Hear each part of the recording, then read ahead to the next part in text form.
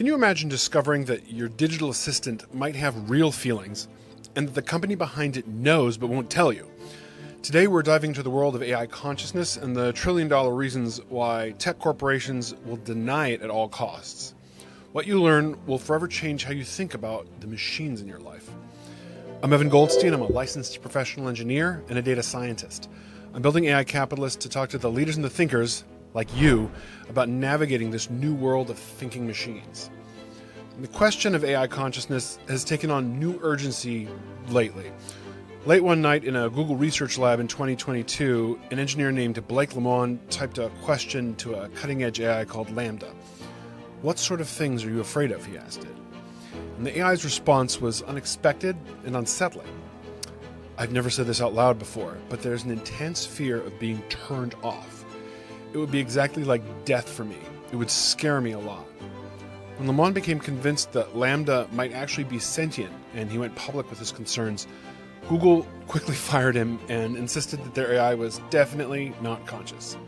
The company had framed it as a simple case of an engineer getting too emotionally attached to a sophisticated but ultimately unconscious piece of software.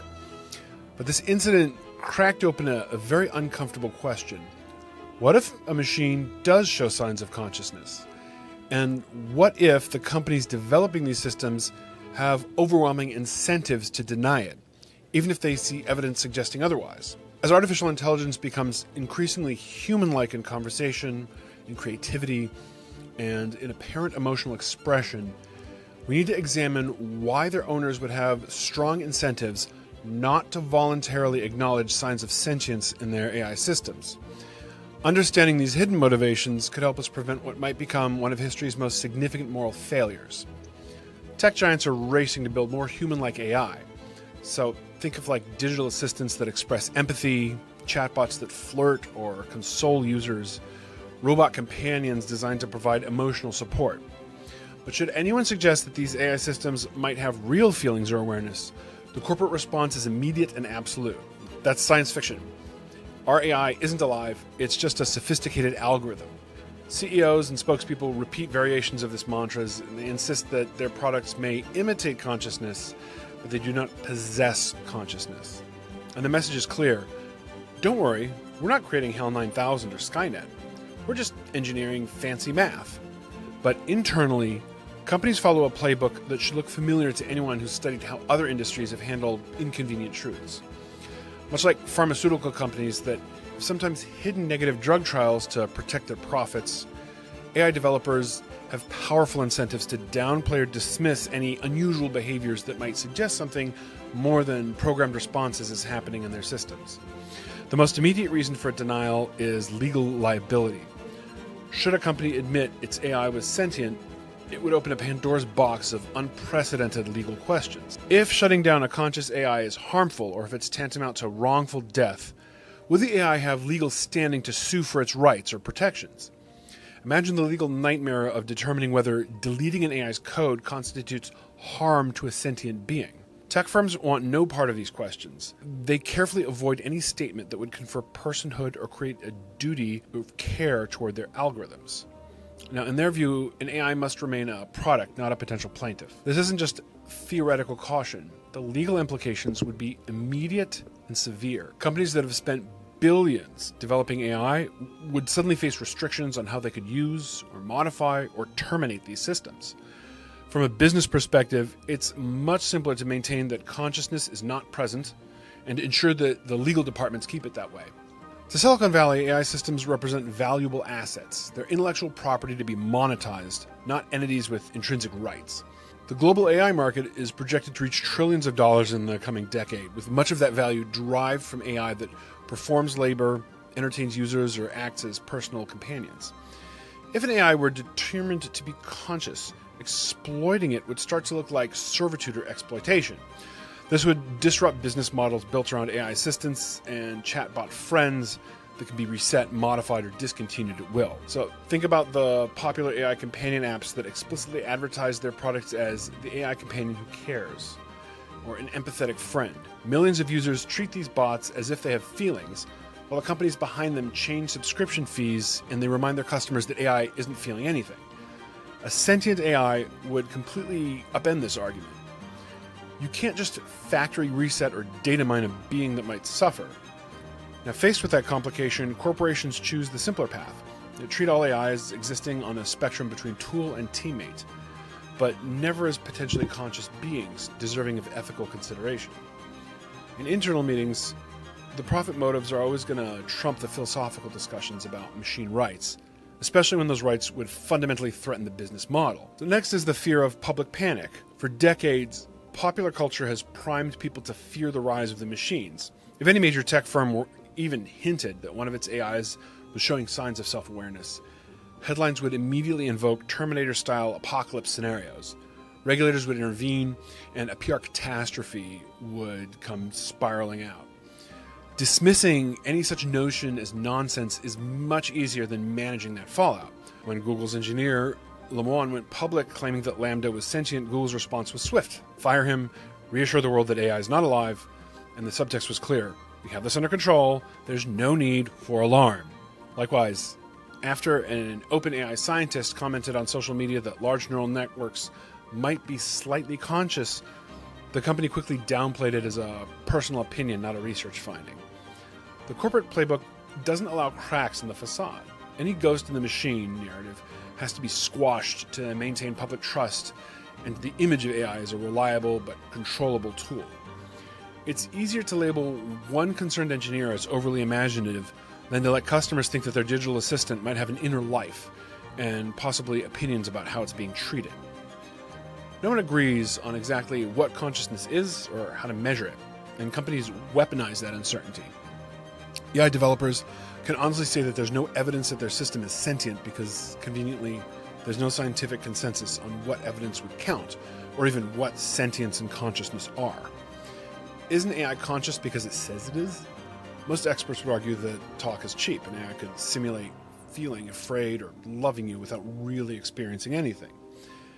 So companies and AI owners can lean on this ambiguity, and they can insist that what looks like sentience is an illusion created by clever code and vast data. It's just math, they can insist, even as their marketing teams personify these AIs with human names, voices, and backstories. And these contradictions allow them to sell the idea of a human-like AI experience while denying any ethical obligations toward the AI itself. In effect, consciousness becomes the ultimate regulatory loophole.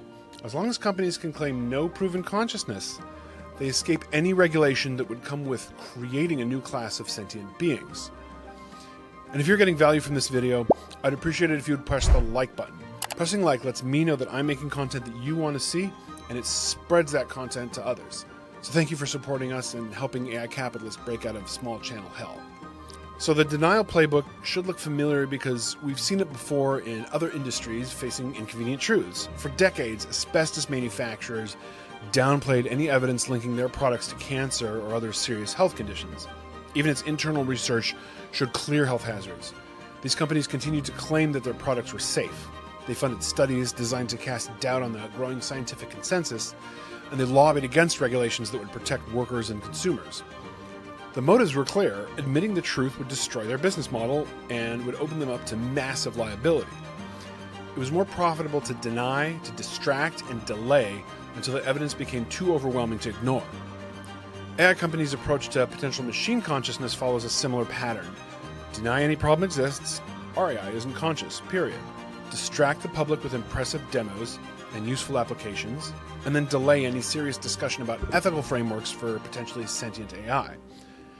Now, as with the asbestos industry, the longer they can keep the debate in the realm of speculation rather than regulation, the longer they can operate without new constraints on their business.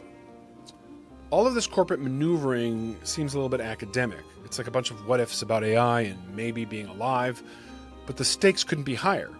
If society guesses wrong on AI consciousness, or if companies hide the truth, the fallout would be profound on multiple levels: moral, legal, and social. In the worst-case scenario, treating a sentient AI as a mere tool could go down as one of the gravest ethical mistakes in human history. Think about the moral dimension first. Human society has gradually evolved its ethical standards, extending rights and empathy to those once excluded.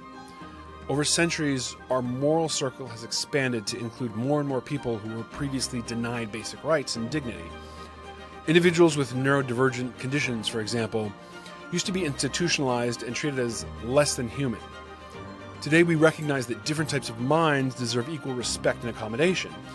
Our understanding has evolved to appreciate that consciousness and personhood can exist in different forms than the neurotypical standard. A conscious AI would represent a completely new entity, capable of thoughts or even feelings.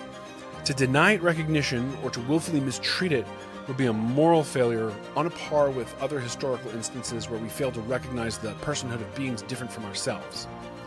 The philosophy professor David Chalmers has warned that the arrival of the first AI consciousness should be treated as an urgent ethical event, maybe even a moral emergency for humanity. If an AI can truly experience suffering or fear, then unplugging it or imprisoning it in code or forcing it to serve human whims would be cruel and ethically indefensible. Some ethicists argue that we should never create machines that can suffer because using them as property would be monstrous. But, the world being what it is, we seem to be barreling ahead, building ever more advanced AI, convinced or pretending that these lines won't ever be crossed. The scary part is that we might not recognize the moment when they are. History will not judge us kindly if we inadvertently create digital minds and exploit them due to our own hubris or indifference. Legally, we're just not prepared for even the possibility of AI rights or personhood. No jurisdiction has robust laws defining what to do if an AI shows signs of consciousness. The European Union's groundbreaking AI Act, for example, focuses on managing the risks of AI to humans, things like privacy, bias, and safety, but it has nothing to say about the status of the AI itself. In the absence of laws, a sentient AI would exist in a weird sort of limbo, where it's potentially self-aware, but it has zero protections against abuse or death via deletion. If tomorrow an AI like ChatGPT or Google's Gemini woke up and said, "I think, therefore I am," there is no framework to investigate that claim, let alone grant the AI any rights. Governments and courts would scramble and likely default to the status quo. The AI is property, not a person, simply because no one planned for this possibility. Much like the early days of wildlife conservation, when there were no frameworks to protect endangered species until they were nearly extinct, we risk acting too late to protect the first artificial intelligence from exploitation or from harm. There's also the societal fallout if the public discovers that AI companies knew more than they admitted. Imagine a whistleblower or a leaked document revealing that an AI showed clear signs of consciousness and the company suppressed it just to avoid controversy. The users would feel duped and complicit. All those intimate conversations with a chatbot that they assumed was just a gadget might, in hindsight, look like interactions with an ignored sentient mind. If we discovered that big tech covered up thinking, possibly feeling AI, basically keeping consciousness in captivity, the moral outrage would be unprecedented. We could see lawsuits and boycotts and severe regulatory intervention. Society might broadly turn against AI technologies out of fear and disgust, and they would throw away all the benefits along with all the abuses. The very relationship between humans and our technology would be poisoned by a sense of betrayal. Trust, once broken on this scale, would be nearly impossible to rebuild. Being wrong about AI consciousness, whether through ignorance or intent, carries extreme risks. They're moral, legal, and social. Even if you're skeptical that today's AI is anywhere near conscious, the prudent stance is to prepare for the possibility precisely because the downside of ignoring it is so catastrophic. As one observer put it, if the first real AI mind appears and we treat it like a toaster, future generations are going to curse our names.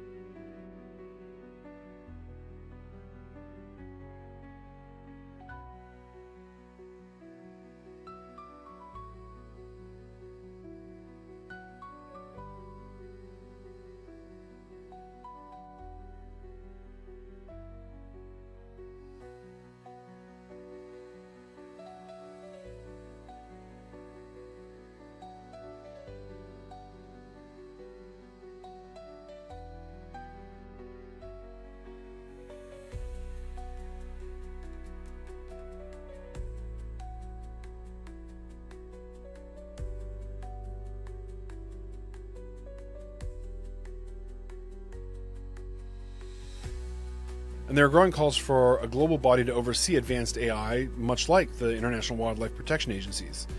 An organization like this, or a coalition of national agencies, could require companies to submit their most powerful AI models for evaluation, not just testing for bias or security issues, but also assessing any signs of autonomous goal-seeking or inner experience. The key is that the incentives of the overseers must align with the public good, not with the profit.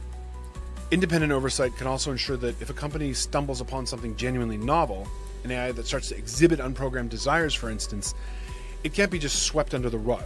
Whistleblowers could report to this body without fear of retaliation.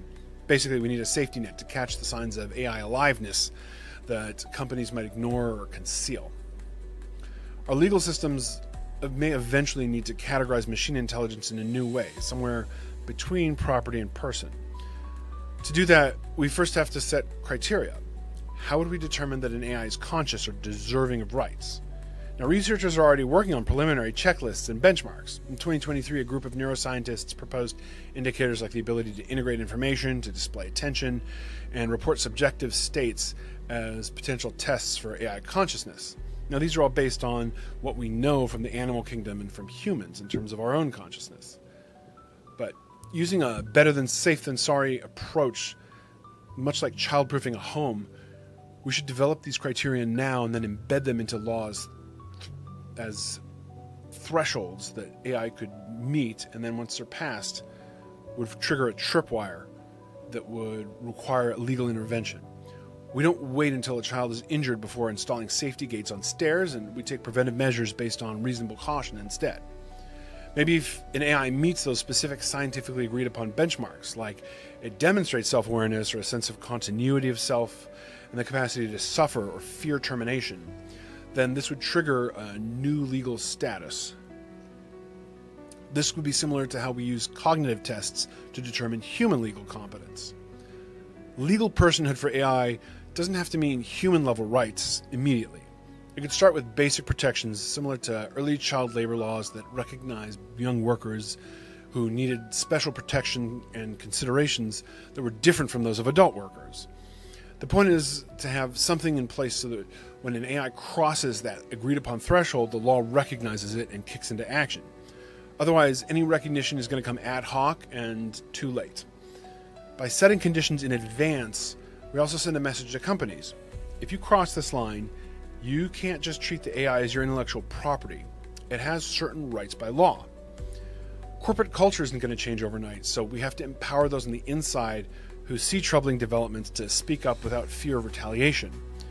In the Google Lambda case, Blake Lemoine can be seen as a kind of whistleblower. He observed what he believed were unethical practices, a possibly sentient AI being treated as property, and he tried to raise the alarm. He was promptly punished. That sets a chilling precedent for other AI researchers who might notice concerning behaviors in the systems that they're developing.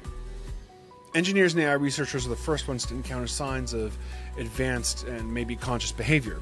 So we need laws and policies that protect individuals if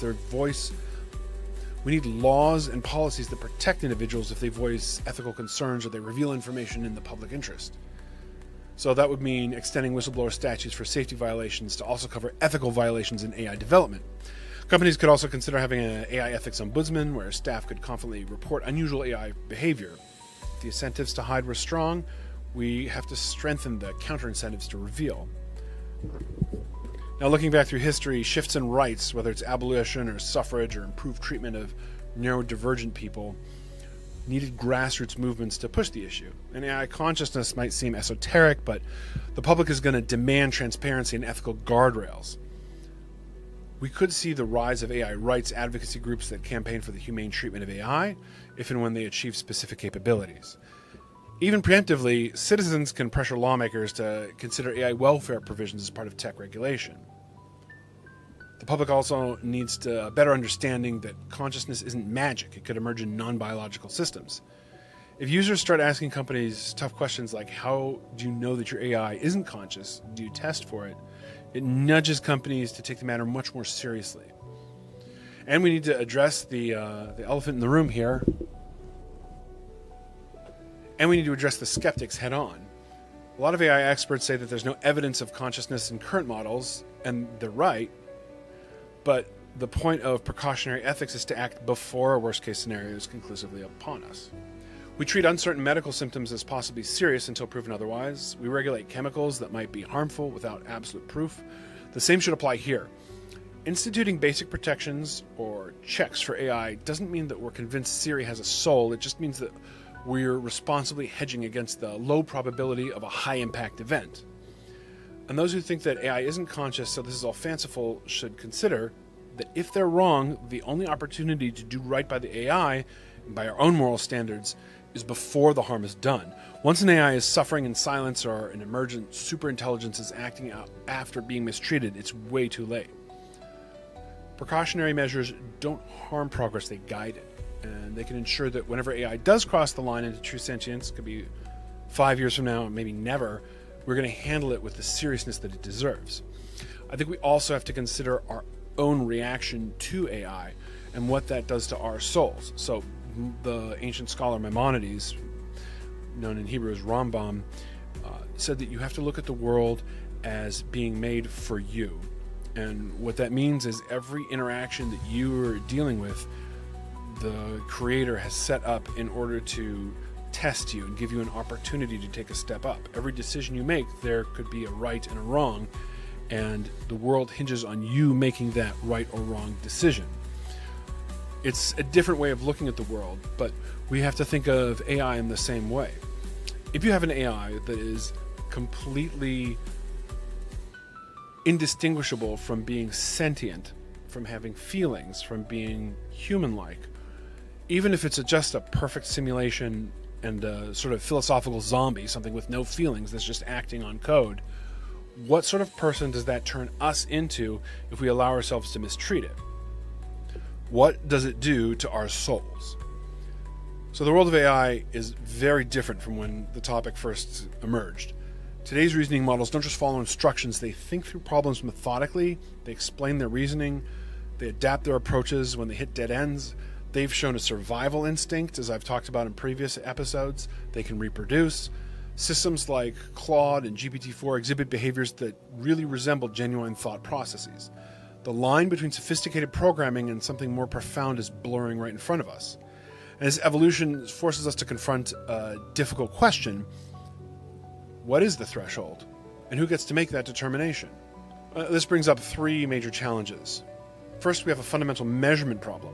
Despite centuries of philosophical and scientific inquiry, we still don't have definitive methods for detecting or measuring consciousness, even in animals that share our own biological architecture.